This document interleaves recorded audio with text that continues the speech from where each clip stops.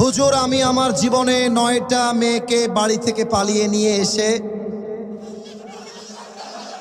বন্ধুদের সাথে বিয়ে দিয়েছি, কারণ তাদের মধ্যে হারাম সম্পর্ক ছিল এবং তাদের পরিবারের কেউ তাদেরকে বিয়ে দিতে রাজি ছিল না। মেয়েগুলোর অন্য জায়গায় বিয়ে দিচ্ছিল, এই জন্য পালিয়ে নিয়ে এসে বন্ধুদের সাথে বিয়ে দিয়েছি। এতে কি আমি পাপ করে ফেলেছি? এটা আমার না। আচ্ছা, রাগ করবা না, এটা আপনাদেরকে কে দিয়েছে? যুবকরা দিয়েছে এটা? আচ্ছা, যুবকরা দিয়েছে। মহান ব্যক্তি মনে হয় এখানে উপস্থিত রয়েছে। আমি তাকে বলবো, যাকে পছন্দ তাকেই আমাদেরকে বিয়ে করতে হবে যুবক ভাইরা।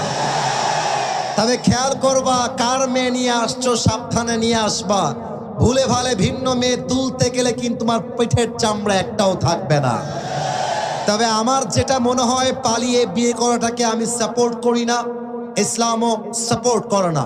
তবে যারা পালিয়ে বিয়ে করে এরা সাদে সাদে পালিয়ে বিয়ে করে না।